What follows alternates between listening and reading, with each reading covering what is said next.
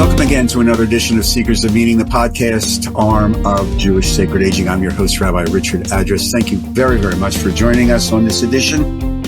As you know, we attempt to look at various aspects of the revolution in longevity and how it affects our community and our families.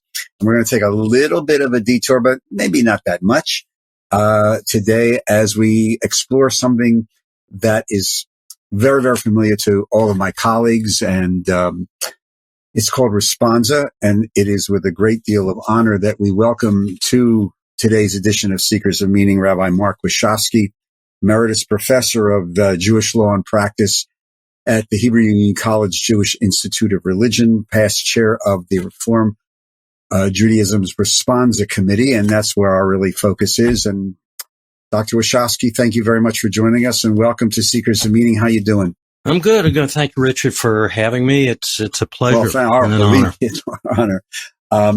We're going to talk a little bit about this brand new CCAR Press book called Reading Reform Responsa. You were the chair of the Responsa Committee, so you know this material intimately and taught it. But for those people who perhaps have been, worrying about baseball too much in the little bit, could you just define what is Responsa literature? Where does it fit in the grand corpus of Jewish texts? Sure. So the word responsa is a Latin word, which describes a kind of writing in which somebody who needs an answer to a question of law, and it really started in Roman law. Responsa is a thing that the ancient Roman jurists used to write. People would send their questions to recognized scholars somewhere, and then an answer would come back so they could use that answer as part of the legal proceedings.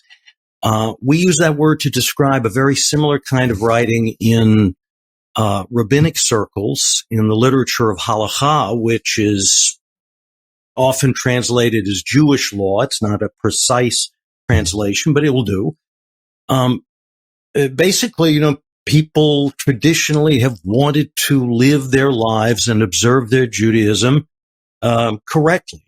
I want to do this thing, whether it's prayer, observance of Shabbat or the holidays, the way we handle life cycle moments and ceremonies, how we conduct our business affairs and organize our communities. We want to do this right. We want to do this in the way that best represents the message of Torah.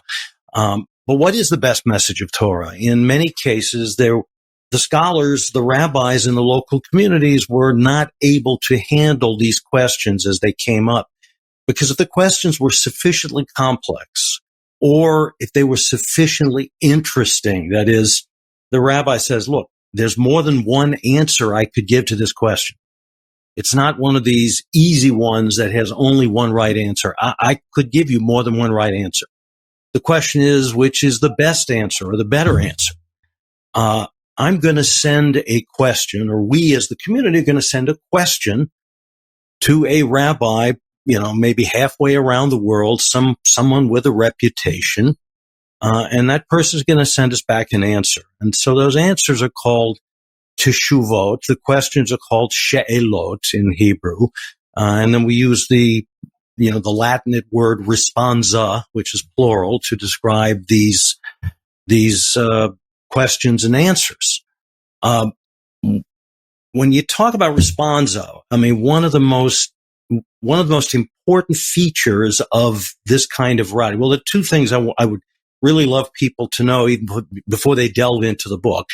One of them is that there are, according to the best guesstimates that we have, somewhere between 300 and 400,000 responsa that we know about existing in rabbinic culture for the last 1,500 years, which makes responsa one of the largest bodies of rabbinic writing that we have. And within the genre we call halakha, writing about Jewish law and observance, they are the largest single kind of literature that rabbis have ever produced. So that says something about how Judaism has developed, how Jewish understandings of the way we practice our religion have developed over time on a question by question basis.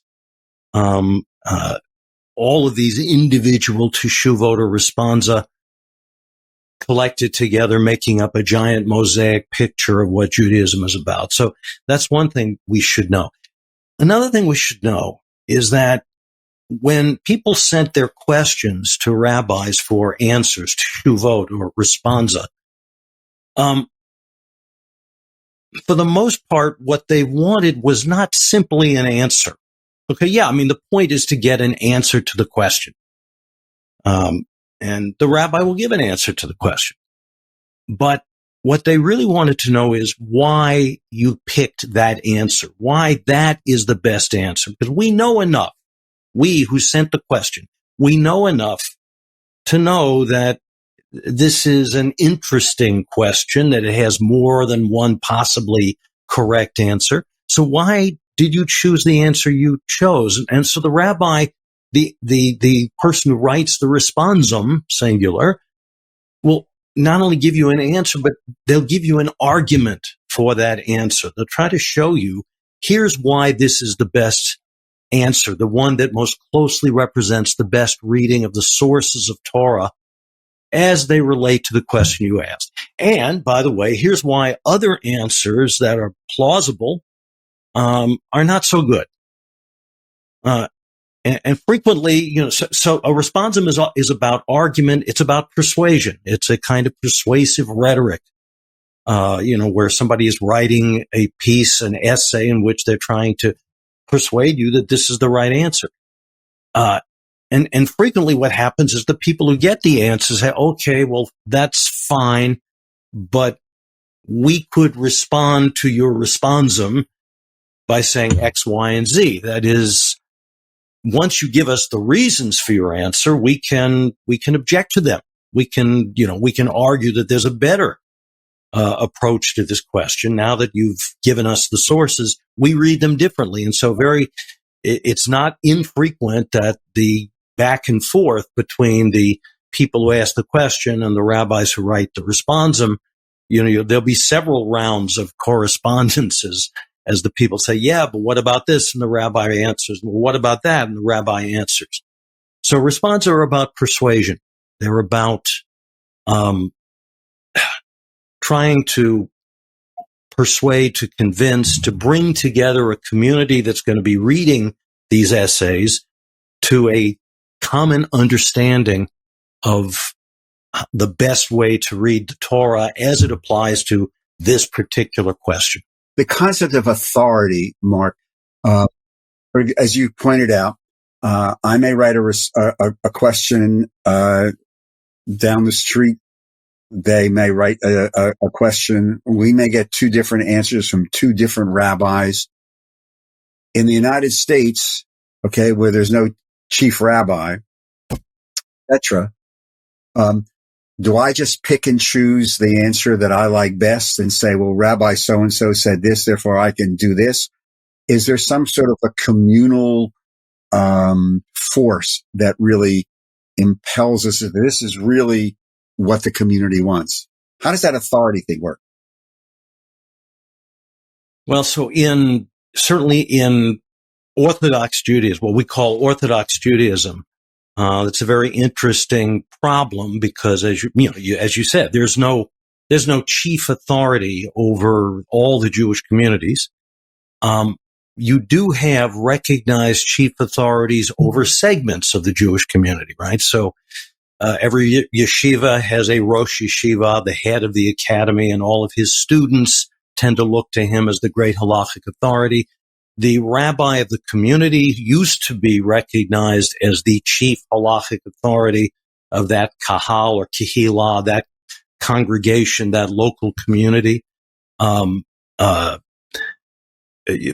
have, the Jewish world is divided into various ethnic subdivisions, Ashkenazim, Sephardim, and each one of those divided into subcategories. Each one with its own traditions, looking to its own set of authorities. So the question of who do you listen to is complicated.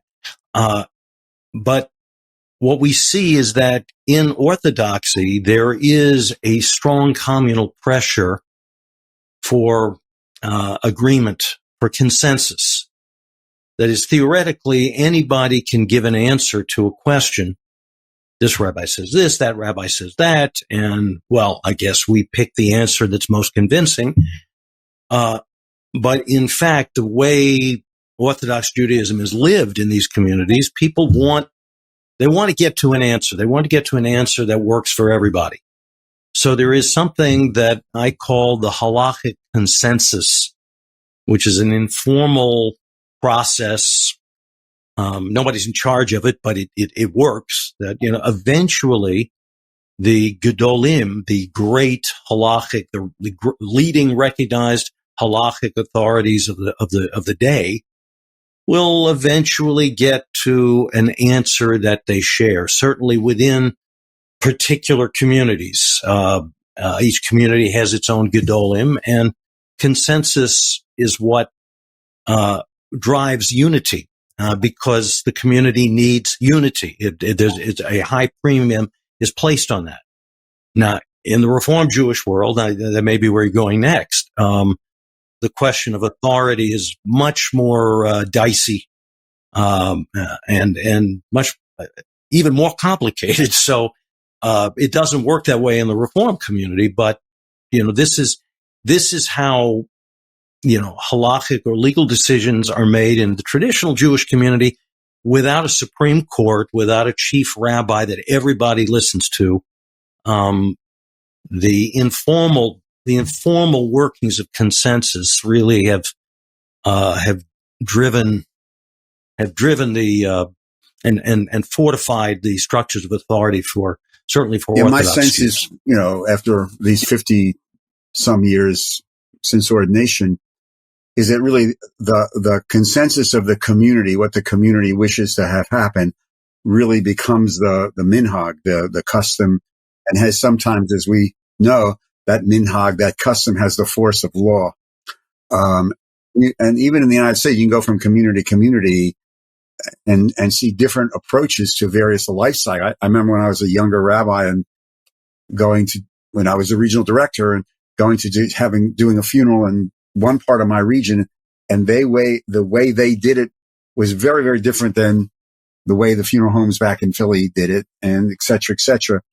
In the body of going through many of the texts in the book, the Contemporary Responsa, you make the point that when I say to a congregation or a sermon in a class that liberal Judaism, Reform Judaism is non-halachic, that I am misspeaking.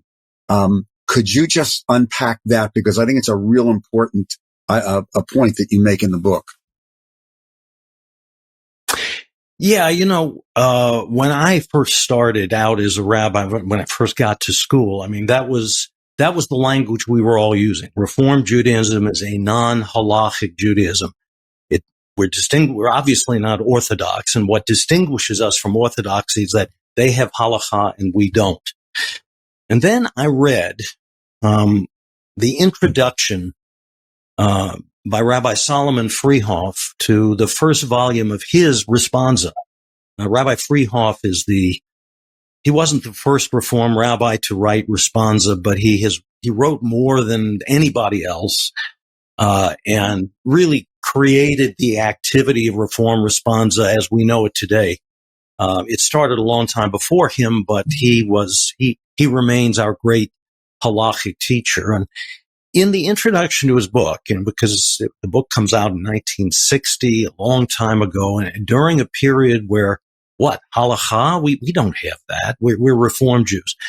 So Rabbi Freehoff really had a task. He had to talk about persuasion. He had to persuade anyone who might be interested in his book that it was okay for people to write Reform Responsa, which is the title of the book, Reform Responsa.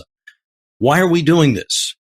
And what Rabbi Freehoff argued was that, we may say that we don't have halakha. We may say that we privileged the Bible. Back then, We talked of ourselves as prophetic Judaism. We were based in the Bible and not in the rabbinic literature, the Talmud, and the other legal or halachic books. He says, but when you think about it, that's not true.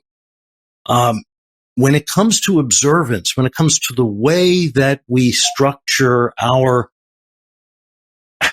Jewish lives, our Jewish practice, these ways are defined, commented upon, rooted in the literature of the halakha. I mean, the way we pray as Jews, the way we observe Shabbat and the festivals as Jews, and go all the way down the line, all of the things that we do where we say that we are embodying Jewish tradition and living as Jews, to the extent that our observances are recognizably Jewish, they come from the Talmud, they come from the Talmud's commentaries, they come from the responsa literature of all the centuries that have passed.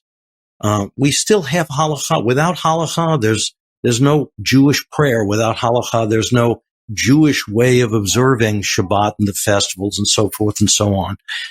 So, of course we have halakha. Secondly, he said, look at what the rabbis have been doing for the last 2,000 to 1,500 years, ever since the time of the Talmud. What rabbis have been mostly concerned with in their reading, in their study, in their writing has been with halakha. Most of the books that the rabbis have written have been about halakha, about how you derive the right answer to questions of Jewish practice and observance, and how you communicate these answers to the community.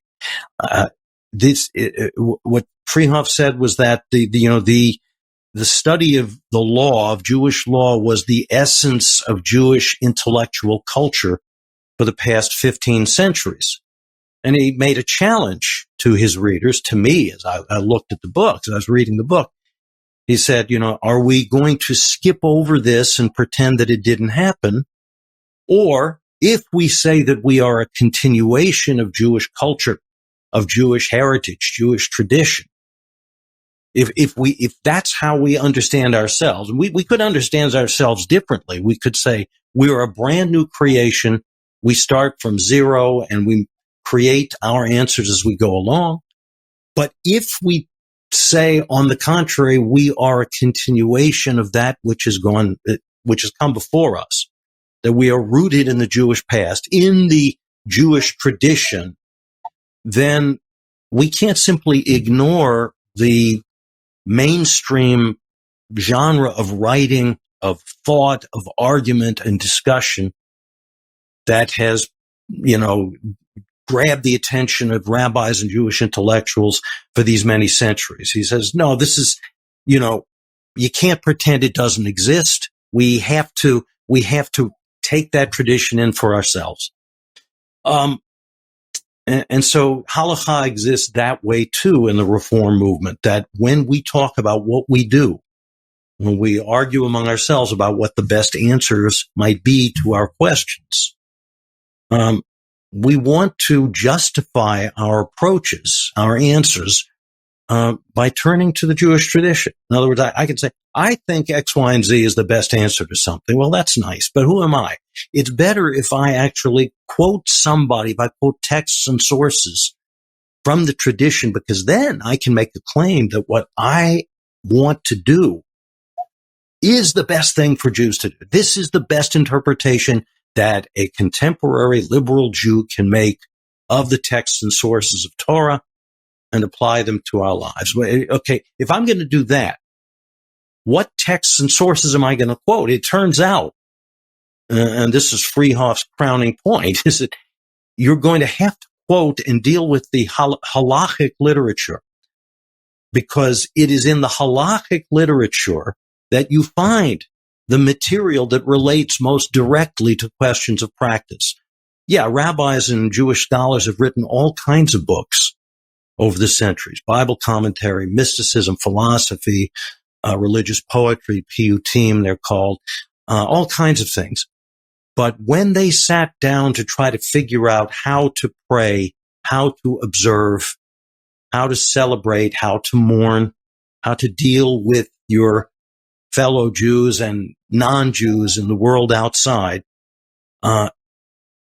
the debates and discussions about answering those questions are found in the halakhic literature. You don't have a choice. You've got to look at those writings because that's where this material exists, and that's where the answers or the material to come up with our own answers are to be found. In the body of the new book, CCAR Press, reading Reform Responsa, subtitled Jewish Tradition, Reform Rabbis, and Today's Issues. Taking what you just said in that explanation, you include a conversation, the changing reform, quote, mood, unquote, about Shabbat. This, as you know, neither you or I or any of our colleagues can go in any synagogue without somewhere, somehow, the conversation about observing Shabbat in the United States of America in the 21st century. Those conversations come up. So walk us through. You use three, I think, examples of the changing mood within the contemporary non-Orthodox Reform community. I think the first response was, can you have the synagogue gift shop open on Friday night, if I'm not mistaken? And you and I probably, as our travels, have seen a whole variety of the ways synagogues do this. Okay, take Shabbat. It's in the book. You just explained the whole historical approach. How do you see now this playing out within the context of Shabbat? You know, the changing reform mood, you said that's the title of that chapter. And I think that was a suggestion of the editor for my book. And, you know, it was a very good suggestion because I think that is, it really captures the central theme that runs through this. Look, we know that the traditional Jewish Shabbat is defined by a huge, a gigantic body or corpus of individual laws, halachot, dealing with the kinds of labor, malacha, work, which is the English word work is a bad translation of that Hebrew. There are certain activities that are forbidden on Shabbat, and each one of these activities has many different subdivisions and categories and so forth. And so there's an extraordinarily complex system for defining, with the 10 Commandments, lo ta'aseh kol malacha, do not do any malacha. Well, what does that mean? Well, have we got an answer for you? Okay. Very quickly after the Reform movement was founded in Europe in the early 19th century, this rabbinic Shabbat simply lost its hold in large part on the new liberal or Reform Jewish community. And by the time the CCAR created a committee on Responsa for North America, that was in 1906, by the way. So we've been doing this for over 100 years as Reform rabbis in North America. But by that time, there was no longer the halakhic Shabbat that was so recognizable to Jews everywhere had disappeared among our community. We observed Shabbat in its ritual aspects. We were saying Kiddush and Hamotzi. We had Havdalah at the end. We gathered for prayer, and the prayers, the liturgy of Shabbat mentioned, was a development of the traditional prayer service. But this business about things we do and things we do not do because it's Shabbat, we had stopped observing those rules. So when the questions would come up, well, as Reform Jews, what should we not do on Shabbat? That's how the question is usually formulated. Is it permissible to do X on Shabbat, or is it not a good idea? The biggest problem was, how do you even start to argue this question? I mean, you can't point to the Talmud or the Shulchan Aruch, the great traditional code of Jewish law, and say, look, it says here, this is forbidden, so we can't do it. That's not an argument that works in a Reform community. We've left that kind of authority behind. All right, so maybe we should say there's no such thing as Shabbat observance. This business about lo ta'aseh kol malacha, that don't do any kind of work. There's certain activities that are not appropriate on Shabbos. I guess maybe we just say that has no purchase in the Reform movement, and everybody does what they feel like doing.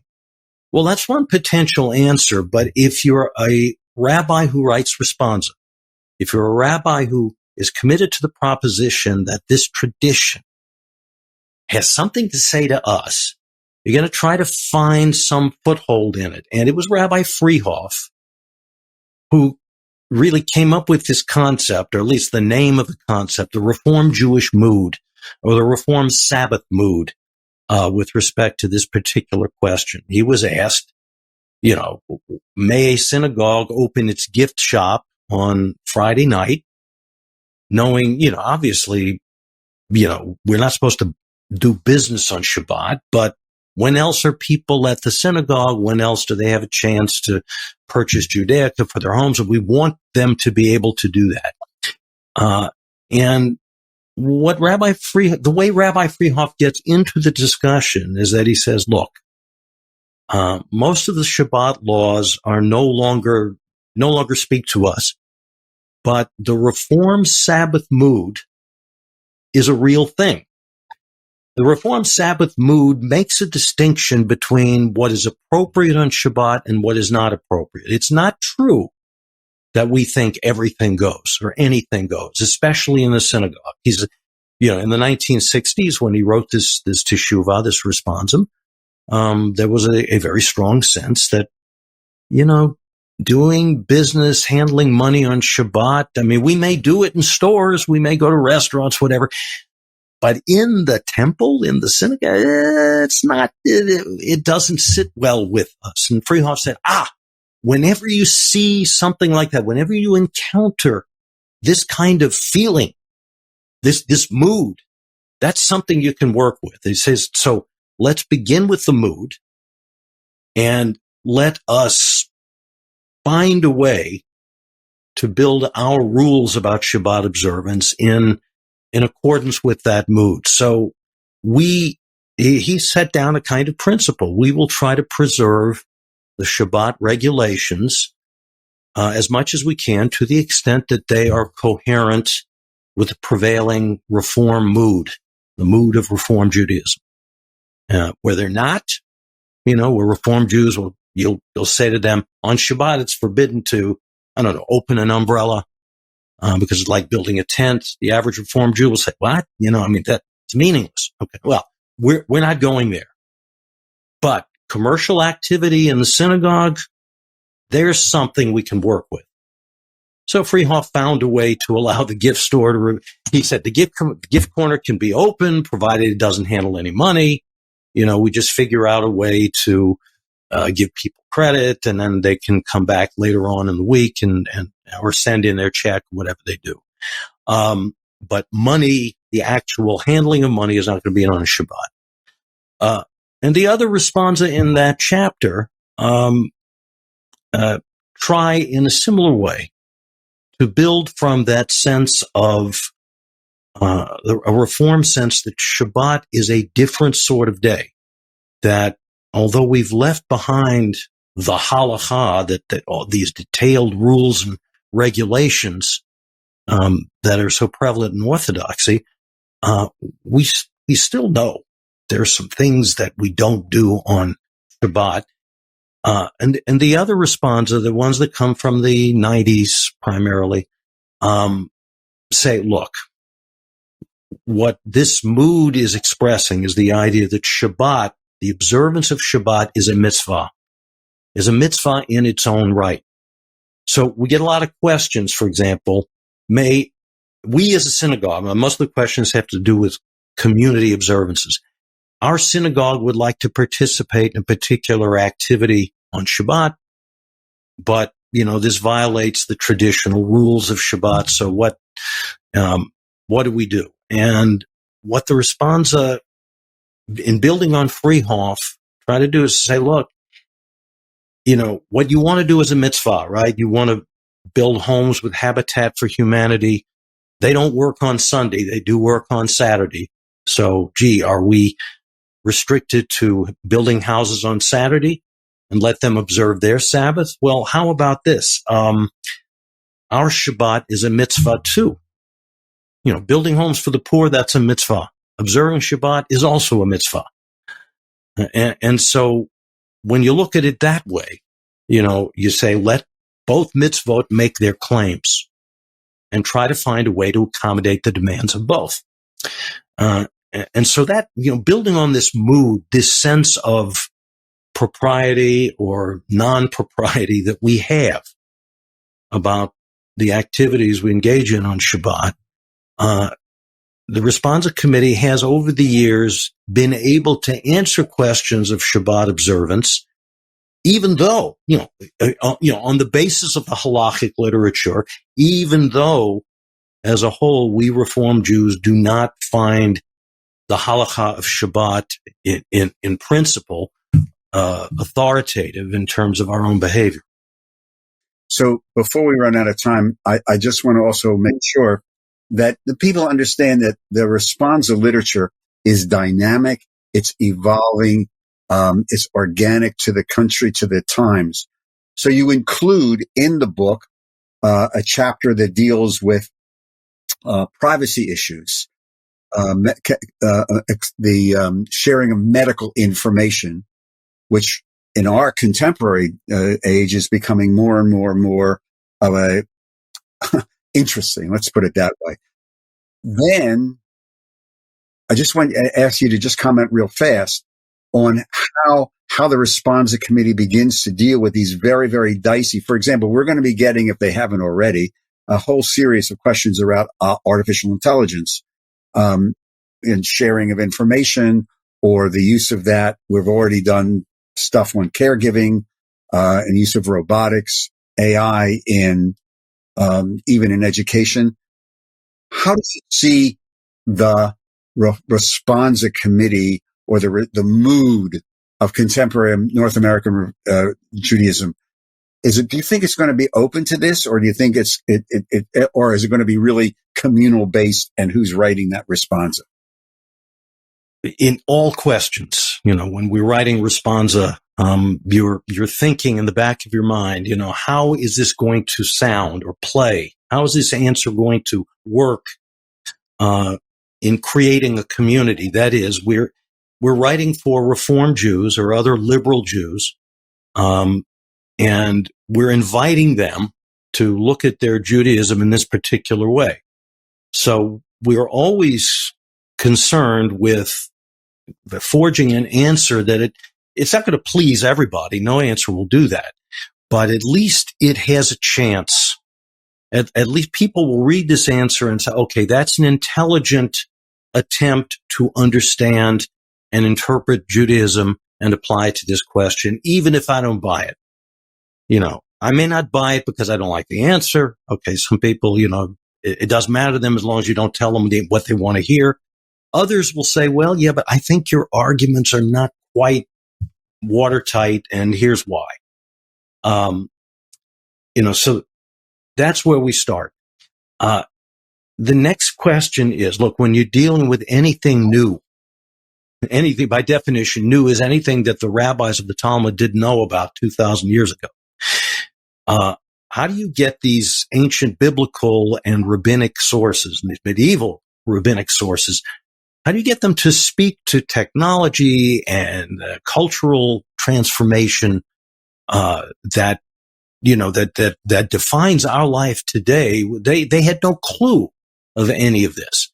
What rabbis have always done is work through the process of analogy. I say, I got a question. I'm going to try to find a source that is kind of like this question, that resembles this question. If I find that source, and I said, all right, the answer to that source gives a particular answer then I'm going to argue that that answer that I find in the sources applies to my question as well. Even though the ancient source did not specifically address this new question, I'm going to try to argue that the two are more alike than unlike. That's how analogy works. That's what lawyers do when they cite precedents. They say that case that's already been decided, it's close enough to this case that it ought to control, that it ought to give us the answer to this case. And the other lawyer might say, no, it's not. There are too many differences between them. So, I mean, that's where the argument is. So, these responsa do that. And what I hope people will do when they read the book is that what I try to invite them to do is read the book, learn how to read these documents critically, which means not so much find what's wrong with them, although that's okay. There's stuff that you can find wrong with them. But critical reading means, take a look at how the respondent tries to put together the sources that will ultimately justify its answer. Now, whether you like the answer or not, does the argument hold water? Are the analogies, for example, persuasive? You're always comparing apples to oranges. Apples, they're not the same thing, but there are some similarities. They're both fruits. Okay. So you're trying to argue they're more alike than unlike. And the other side says, no, they're more unlike than like. Okay. That's what we want people to do. I want people to do when they read this book. And that's what the committee always wanted them to do when they read Responsa. That, we have to come up with analogies to answer questions about artificial intelligence or modern technology, whatever. How did that work for you? I mean, do you think that analogy is persuasive? Are we struggling too hard? Did we reject something that we should not have rejected? And then if you find something, answer back. I mean, the process is one of argument, and arguments seldom end. They always invite further argument. And, we're certainly okay with that, because this continual argument is how we improve our understanding and learn enough to come up with even better answers in the future. So I think the word that you use is a great way to conclude this. And then there's an invitation that the responsa invites that dialogue and sometimes argument, but conversation. And even as contemporary responsa struggles, as you put out in the book, with issues such as disclosure, privacy information, artificial intelligence, medical aid in dying, which the reform and conservative movements have issued responsa on, and out of the door, it's tremendous. Let me suggest to my colleagues or directors of education who may hear or watch this that take a look at the book. I would suggest, putting on my programming hat, this is a really great introduction for an adult education or confirmation class conversation about the process of responsa, and then contemporary analogies, and pay particular attention to Dr. Washofsky's introductory essay, which I think, as he's alluded to, lays out the format, and that the responsa invites you to go into this literature and have a glimpse of thousands of years of study and how the genius of the tradition takes that and brings it into 2024 in our contemporary world. So, again, Dr. Mark Washofsky, Emeritus Professor of the Hebrew Union College Jewish Institute of Religion and Jewish Law and Practice, reading Reform Responsa, subtitled Jewish Tradition, Reform Rabbis and Today's Issues, CCAR Press. You can get it through the great God Amazon, I am sure. And better books. I don't know whether a half-price books down where you truly discriminating bookstores. Well put. Thank you very, very much today. Thank you, Mark, and just stay healthy. Thanks for having me. Stay safe. Don't become a Cowboy fan. And please. That's easy. Thanks, God. That is easy. To all of you, thank you very much for joining us in today's edition of Seekers of Meaning, the podcast and TV arm of Jewish Sacred Aging. We do appreciate your being with us and your time. If you would like to become a sponsor of some of these podcasts, please email me at rabbiaddress@jewishsacredaging.com. Same address if you would like to make a comment or a suggestion. If you'd like to help support the work, please go to the website, jewishsacredaging.com. You'll find a conveniently located donate button. Just click on it and follow the prompts. Seekers of Meaning is produced at the studios of Lubetkin Media in Cherry Hill, New Jersey. And a shout out, as usual, to our producer, Steve Lubetkin. Again, thank you for joining us. And until we see each other again at the next Seekers of Meaning, thank you very much. Take care, everyone. Stay safe, stay healthy, and be kind to one another. Shalom.